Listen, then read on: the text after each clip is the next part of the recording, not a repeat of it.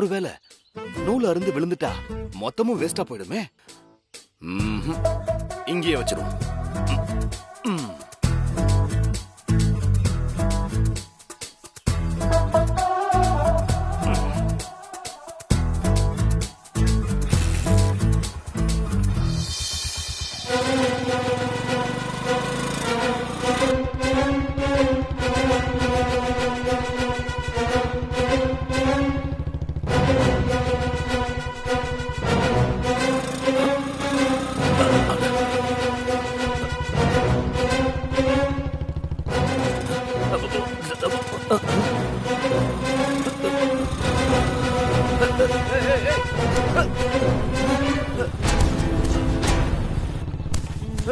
நிலுப்பா. டேய்,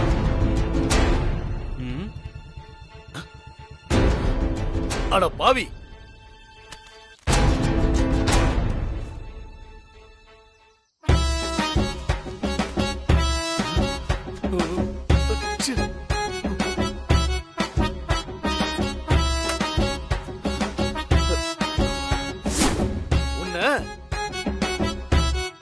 என்ன கொஞ்சம் அறிவு இருக்கா உனக்கு? அறிவு இருக்கா உனக்கு? காதுல ஹெட்போன் மாட்டிட்டு பைக்ல ஏறிட்டா பெரிய ரோமியோ நினைப்பு இருக்கு. முட்டா பையல, சாப்பாட்டு மேல வண்டி ஏத்திட்டியே, இப்ப நான் என்ன பண்ணுவேன்? யோ, கொஞ்சம் மரியாதையா பேசு. நானே சாப்பாடு மேல ஏத்திட்டேன்னு சாரி கேட்கலான்னு வந்தா ரொம்ப ஓவரா பேசிக்கிட்டு இருக்க. வயசானவனேன்னு பாக்குறேன். ஏய், யார பார்த்து வயசானவன்ற பாக்குறியா? பாக்குறியா? பாக்குறியாடா? ஏய், மரியாதையா வீணா போன சாப்பாட்டுக்கெல்லாம் காசை கொடுத்துட்டு போணும். யாருன்னு நினைச்ச என்ன? காசா? நான் எதுக்கு ஏன் காசு தரணும்? என்கிட்டலாம் காசு இல்ல. ஏய், நில்றா. யாருகிட்ட? மரியாதையா காசை வச்சுட்டு போ. யோ, முதல்ல சட்டமல்ல இருந்து கையடி. எடுக்கலனா என்ன பண்ணுவ? பல்ல உடைச்சு. உட பாப்போம். அடி.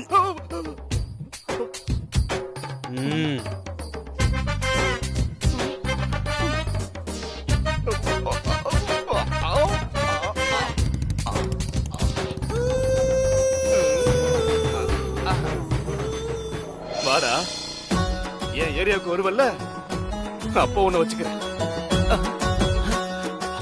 நல்ல வேலை, யாரும் பார்க்கல.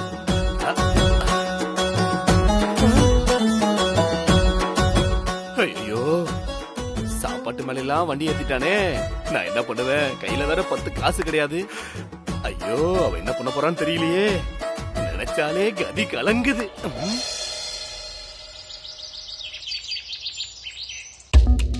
ஐயோ, இவ என்ன பண்றா?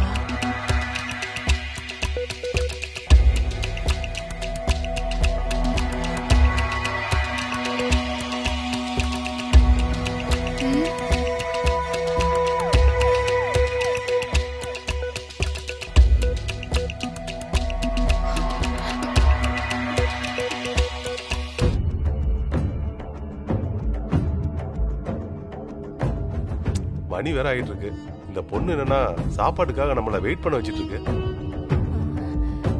கேட்டா இப்ப ரெடி ஆயிரும், அப்ப ரெடி ஆயிரும்னு கிச்சனுக்கு அங்கேயும் இங்கேயும் ஓடிட்டு இருக்கு. எப்பதான் ரெடி ஆகுமோ தெரியல. அவசரப்படாதீங்க மாமா, இவ்ளோ பேருக்கு சமைக்கணும்ல.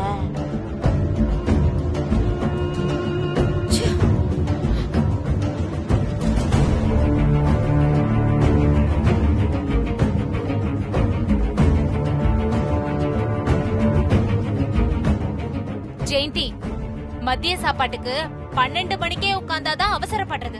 இப்ப டைம் என்னன்னு தெரியும்ல?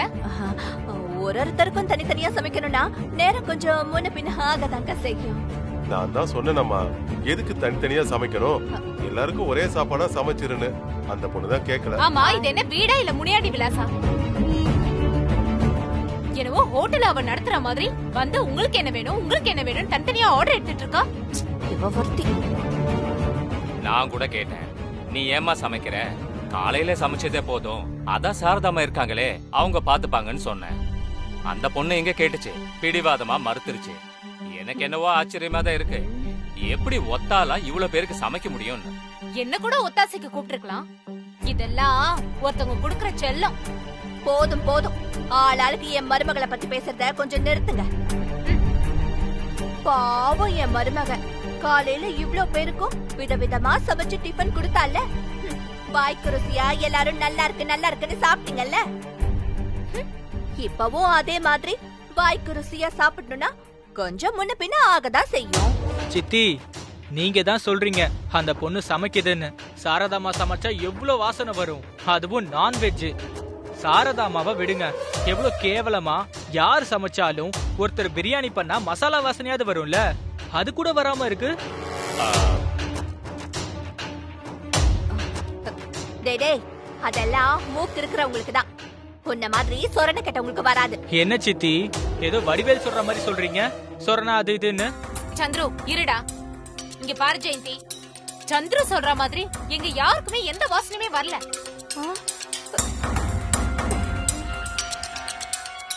அந்த பொண்ணு என்ன பண்ணுதுன்னு போய் பாத்துட்டு வர போறேனா? அக்கா நில்லுங்கக்கா, அவளே சமைச்சு எடுத்துட்டு வருவா. இங்க பாரு ஜெயந்தி, என்னால இதுக்கு மேல பொறுமையா இருக்க முடியாது. நான் போய் பார்க்க தான் போறேன். அக்கா அக்கா, ஐயோ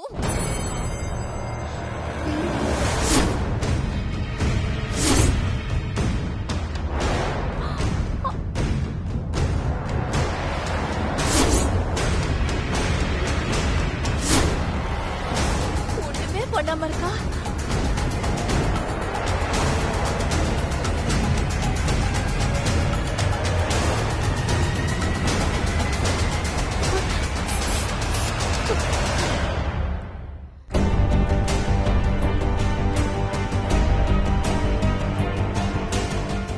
அடுப்பையே பத்த வைக்கல, உனக்கு பரிமாறதுக்கு வாழை இலை வேணுமா? வாழை இலை இருடி, உனக்கு இருக்கு. என்ன சாமானியா, ரொம்ப நல்லா சமைச்சிருக்க போல இருக்கு.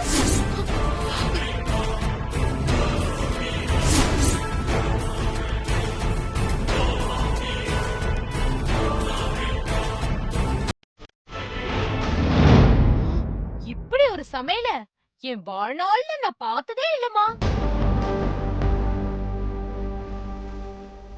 மணி என்ன ஆகுது, அடுப்பு கூட பத்த வைக்காம இருக்க. நீ சமைக்கிற லட்சணம் ரொம்ப நல்லா இருக்கு.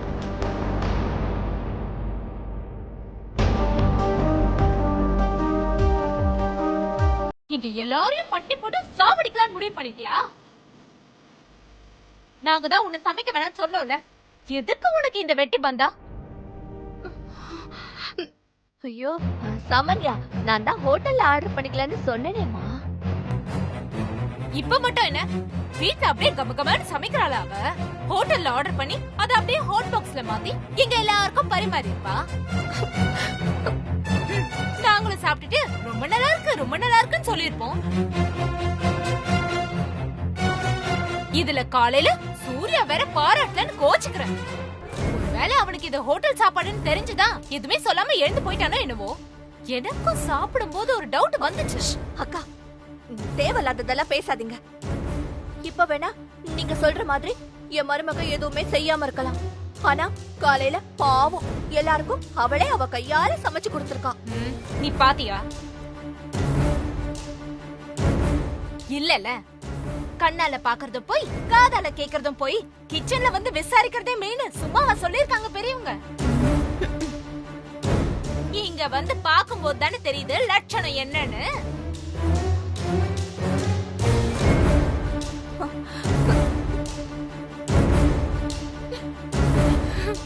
ஐயோ அக்கா பாருங்க கை மருமகள, பாவம் ரொம்ப அழறா. இப்படி தேவையில்லாம பேசாதீங்க. நான் தேவையில்லாம பேசுறேனா ஜெயந்தி? ஜாடி கேத்த மூடிதான். மாமியார மருமகளும் வெறும் கையிலேயே நல்லா முளை போடுறீங்க.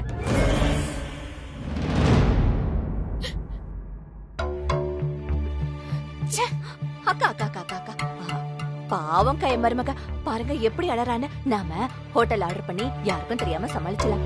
ஆஹா, உன் மருமக பண்ண தப்ப மறைக்க என்னையும் உடந்தே இருக்க சொல்றியா? போ போ, எங்களுக்கு எப்படி சாப்பிடணும்னு தெரியும். ஐயோ ராஜி அக்கா, ஷோ போச்சு.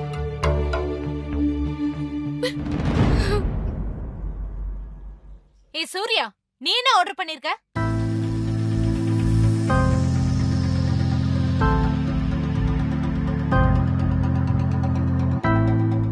கொஞ்சம் வெயிட் பண்ணு, ஹோட்டல்ல ஆர்டர் பண்ணிருக்காங்க, வந்துரும்.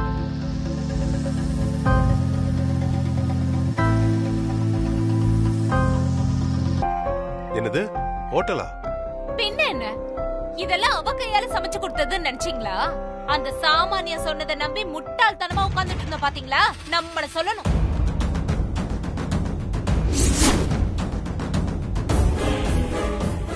ஜெயந்தி நல்லாதான் இருக்கு. ஆனா இந்த டேஸ்ட நான் எங்கேயோ சாப்பிட்ட மாதிரி இருக்கே.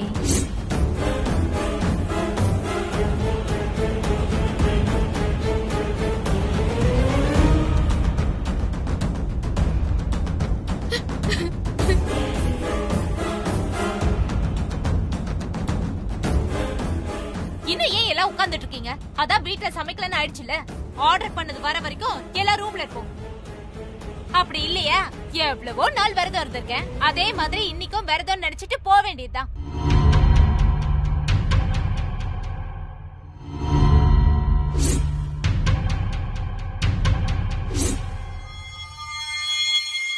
ஓஹோ ப்ரோ டெலிவரி பாயா?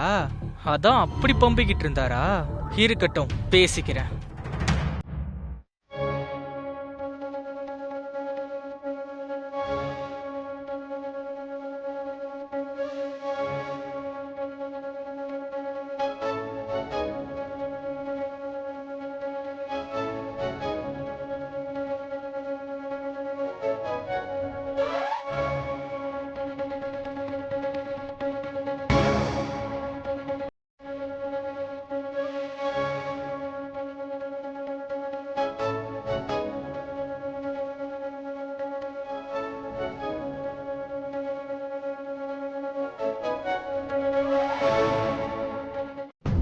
நீ சமைக்கலங்கிறது கூட எனக்கு பரவாயில்லம்மா. ஆனா எங்க எல்லாரையும் இப்படி நம்ப வச்சு ஏமாத்திட்டல, அதைத்தான் என்னால தாங்கிக்க முடியல.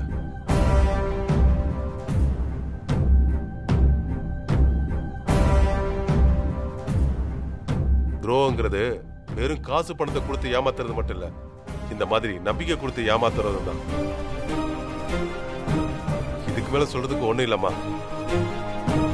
வா.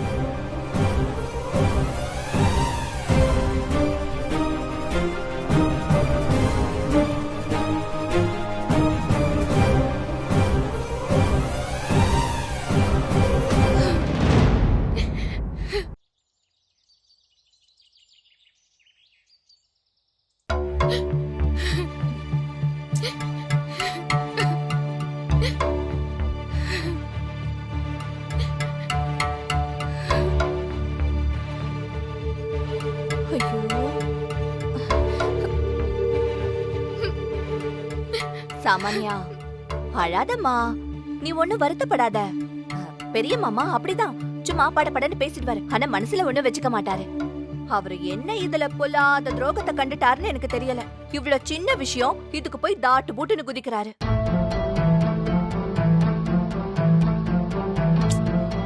சாரி ஆண்டி, தப்பு என்னோடதுதான். நான் அப்படி பண்ணிருக்க கூடாது. நான் சூர்யாவை இம்ப்ரெஸ் பண்ணணும்னு தான் இப்படி எல்லாமே பண்ணேன். மத்தபடி நான் யாரையும் பட்னி போடணும்னு நினைக்கல. நான் அப்படிப்பட்ட பொண்ணு கிடையாது. நீங்க கூட சொன்னீங்க, நான் உங்க பேச்சையாவது கேட்டிருக்கணும். இப்ப பாருங்க இப்படி ஆயிடுச்சு.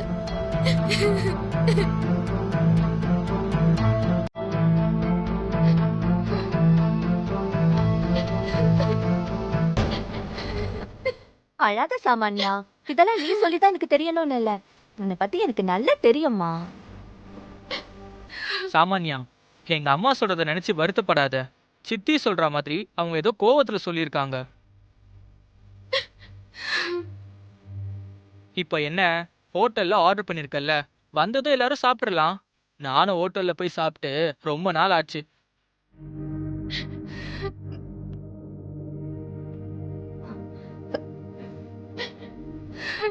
டேய், என்னடா நீ? பாவம் என் மருமக உன்னை இம்ப்ரெஸ் பண்றதுக்காக இதெல்லாம் பண்ணி அவமானப்பட்டு உட்கார்ந்துருக்கா. அவகிட்ட 4 வார்த்தை ஆறுதலா பேச தந்துட்டு இப்படி புடிச்சு வச்ச பிள்ளையார் மாதிரி உட்கார்ந்துருக்க.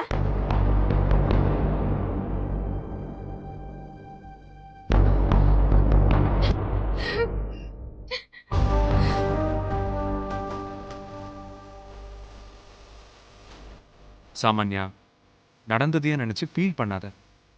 இது ஒரு இன்சல்ட்டா நினைக்காத. ஃபேமிலிக்குள்ள இந்த மாதிரி சில விஷயங்கள் நடக்கிறது சகஜம்.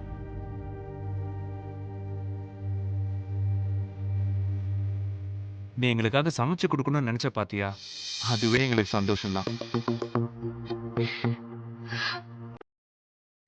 நீ ஒன்னும் அதையே யோசிச்சுட்டு இருக்காத. கண்ணை தொடச்சுக்கோ.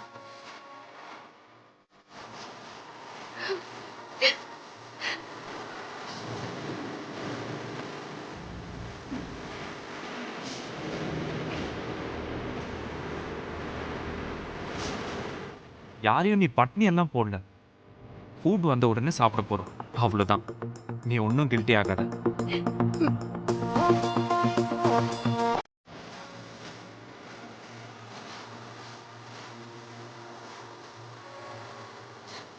பாத்தியா சாமான்யா, என் புள்ள உன் மேல எவ்வளவு அக்கறையா இருக்கான்னு. உனக்கு ஒண்ணுனா அவனால தாங்கிக்க முடியாது.